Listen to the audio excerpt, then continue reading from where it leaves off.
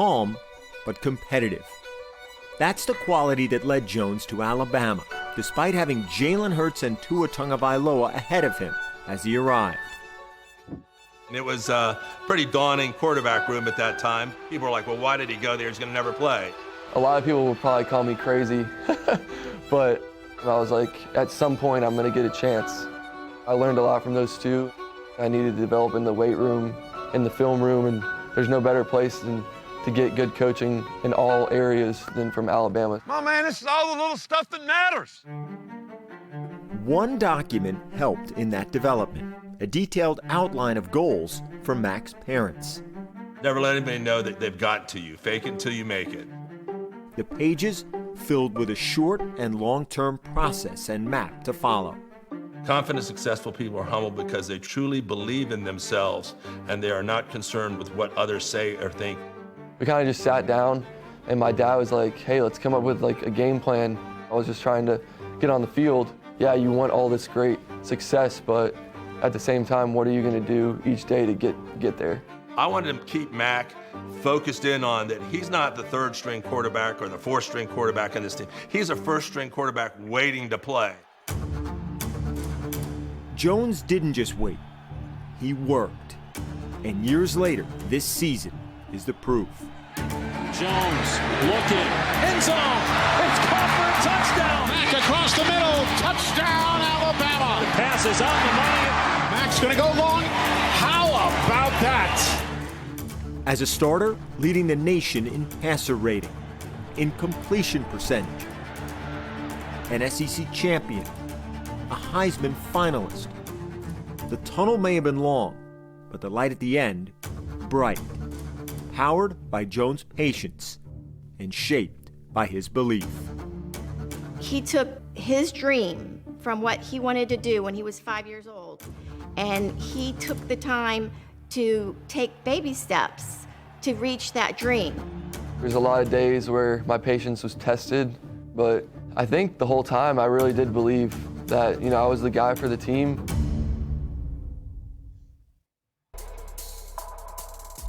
All right, so that gives me chills because I am a huge Alabama fan, and we have a big matchup on Monday next week with Ohio State, which is actually where I grew up. So it's like all my family likes Ohio State, and like my friends from back home like Ohio State. So it's gonna be a interesting matchup on Monday. But I thought that was a really cool segment, and I think that there's a lot of lessons in there that pertain to what we're going to talk about today when it comes to goal setting. So let's go ahead and get into this.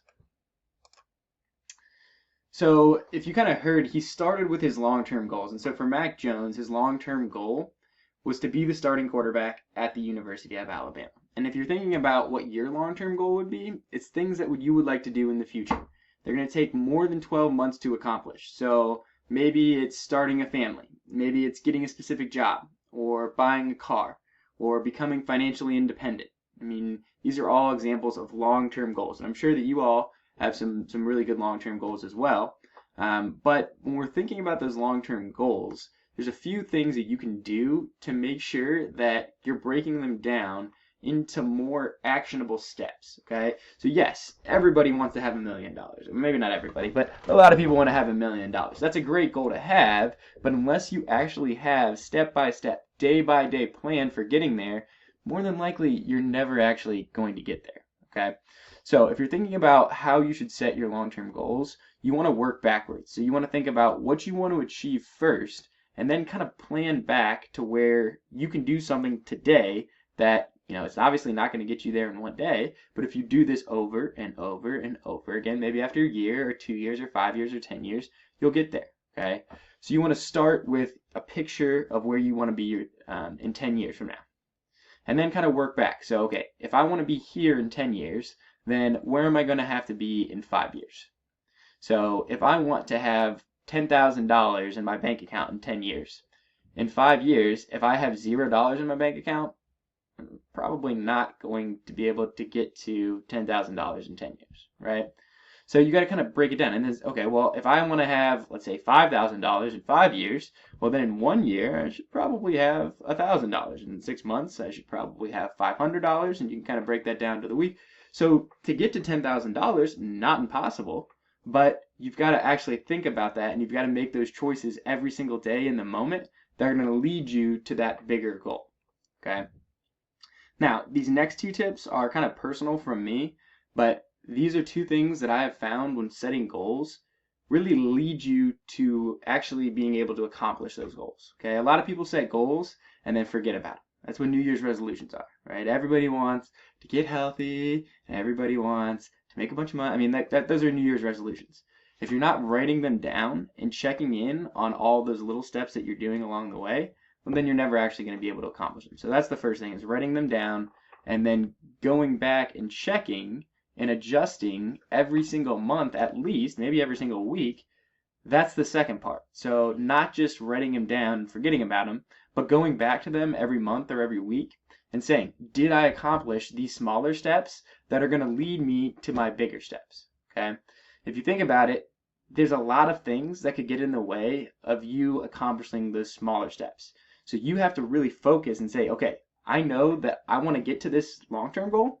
So if I want to get to this long-term goal, then I have to do all the baby steps in between to get there. And I can maybe forget about the breakup that I just had, or other things that go on in our day-to-day life that cause us to maybe give us a setback. But if you have this outlined and you have your goals written down, then you'll be able to actually check in on yourself and not let those day-to-day things get in the way.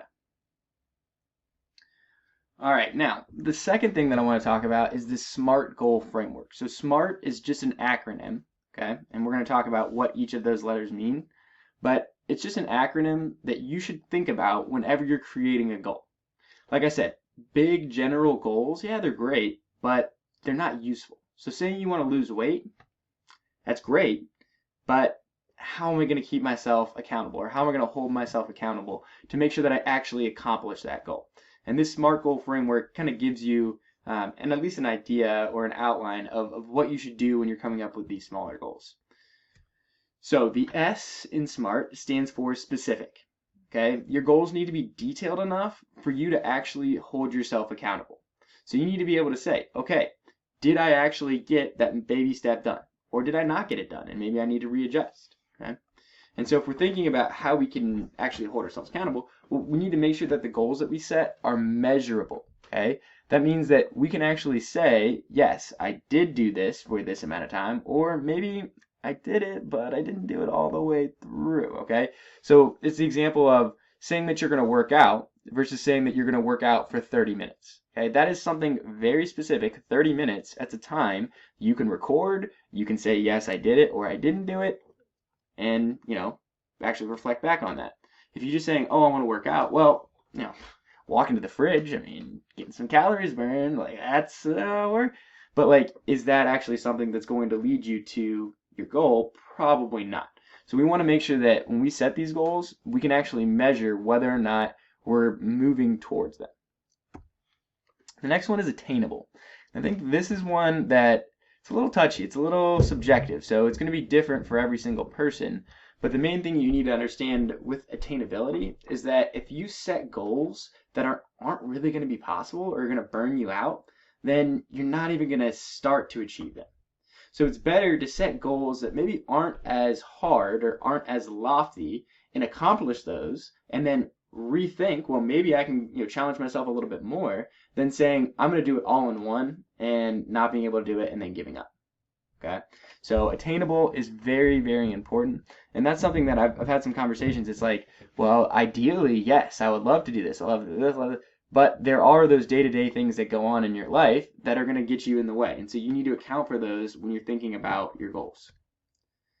The next one is relevant. So this was really important for me when I was in high school, kind of thinking about a career. So one of my goals when I was in high school was to become a doctor, like a family medicine doctor.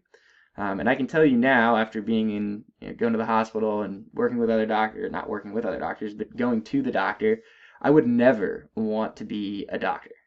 It was something that my parents had in mind, but definitely not something that I personally wanted myself. So it wasn't really that relevant to me. It just wasn't as relevant of a goal. And so when I was thinking about going to do my pre-med classes in college, I wasn't interested in them. I didn't like it as much, and it was because that goal wasn't relevant to me. Okay, so remember, when you're setting your goals, make sure that they're actually relevant to you, something that you want to accomplish. And then our T is time constrained. Okay, so time constrained is saying that there is an actual finish date that you plan on accomplishing this goal by. And that's really important because, we have a lot of time in our life, but really we don't, okay? You're going to live till you're 100 or whatever. So, if you want to have a house, well, saying you want to have a house is good, but saying you want to have a house by the time you're 27 or by the time you're 30, that is something that you can actually hold yourself accountable for. So you can set payments, or not payments, but you can save money. So set that money aside every single week to get you to that house in 10 years. If you don't ever start setting aside that little amount of money, well, you're never actually going to be able to buy that house, okay? So you need to remember that in order to have a goal that we can actually take action on, time constraint is a very, very important component. All right, so let's talk about the Mac Jones goal outline. So this is the outline that Mac Jones actually followed when he was doing his and him and his dad coming up with his goals for becoming the starting quarterback at Alabama. And so the first thing that you'll do is just start by writing out your long-term goal. And so usually you want to include a time constraint in there, like we were saying. So if your long-term goal is to buy a house, well, buy a house by this age. And then underneath each of those long-term goals, you have your supporting goals. So, maybe if it's buying a house by the time I'm 27, well, maybe by the time I'm 20, I have $10,000 saved up. So by the time I'm 27, I have $20,000 saved up, and $20,000 is enough for the down payment on a house.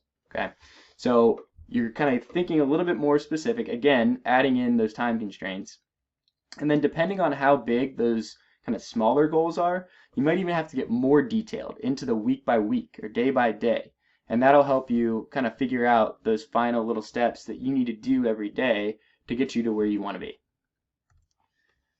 So you need to remember to follow the SMART framework. So make sure that your goals are specific, measurable, achievable, relevant, and time constrained.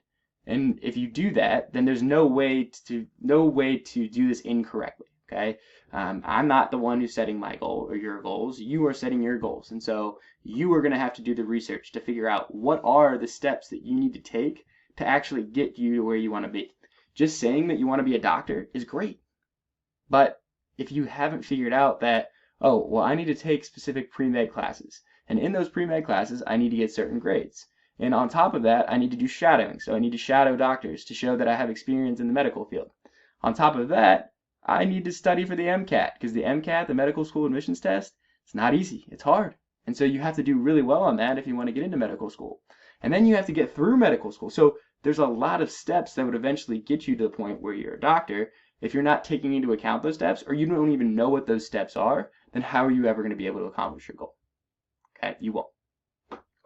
So I really quickly want to go through my example of my goal outline, just to kind of give you an idea of what this Mac Jones goal outline would look like, especially with those SMART goals in mind. So my goal for this year, it's over a year long, but I want to weigh 185 pounds with 12% body fat by January 22nd so that I can look and feel better. Okay, notice how I'm very specific with that goal. I have measurements on there, so I can actually hold myself accountable to that, right? I have a timeline on there, and that's relevant to me because I know that I can look and feel better if I do this, okay? So how am I going to do that? Well, I got to break it down. So, if you're thinking about, or if you've ever heard about losing weight or getting fit, there's two things, really, maybe even third, if you include this in there, sleep, but working out, eating healthier. Those are the two things that are going to lead you to losing weight.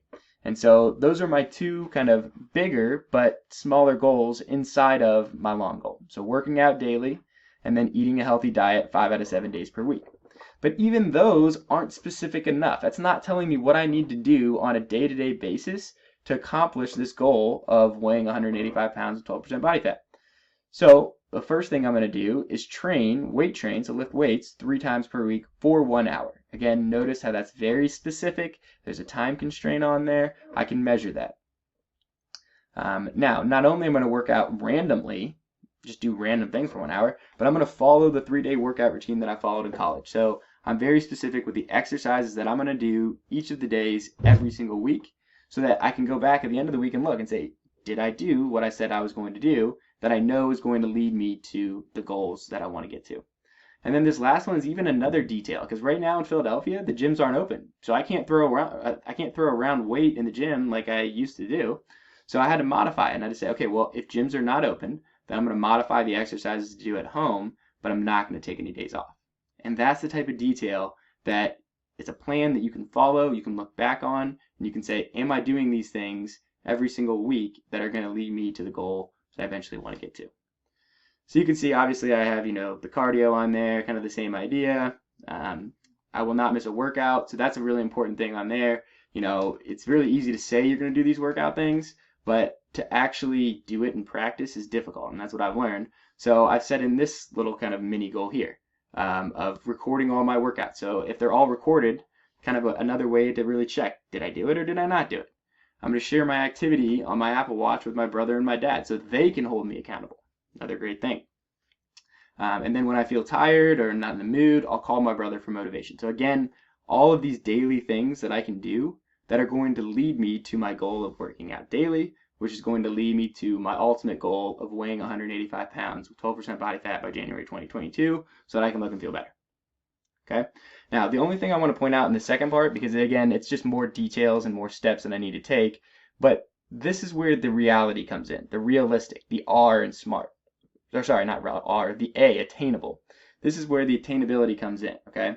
If I said that I was going to eat healthy 7 out of 7 days per week, I would fail right away. Right away.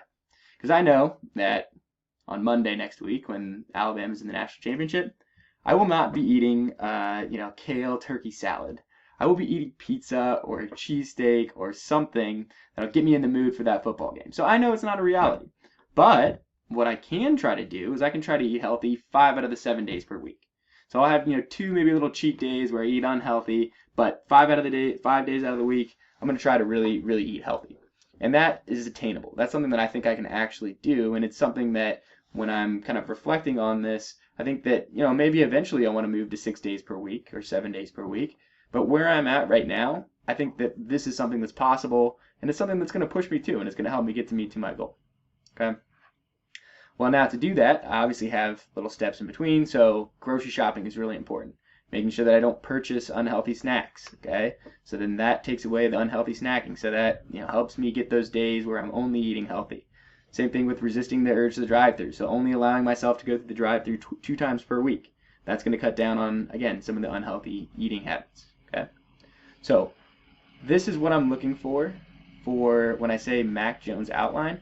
Looking for, goals broken down by smaller goals, and all of these smaller goals have very specific SMART requirements attached to them.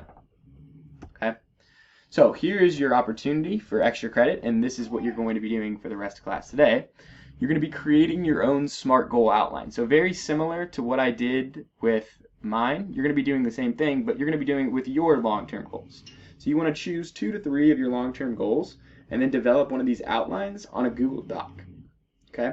Now, because you need to evaluate yourself, I need you to submit this as soon as possible so that I can grade it and then get it back to you, because when you submitted it, it takes away access from you, and then that's going to, not allow you to see your goals, and then that, kind of defeats the purpose of everything we're trying to do.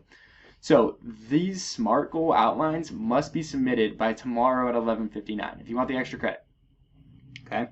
Now, over the weekend, I'm going to be able to go through all of these, give you some feedback, maybe say, hey, you need some more details here, maybe you need some more time constraints.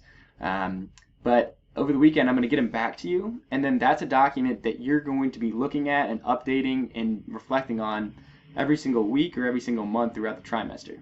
And then at the end of the trimester, in a 1-page reflection, you're going to actually tell me about how you made progress to your goal. So have you fallen kind of short?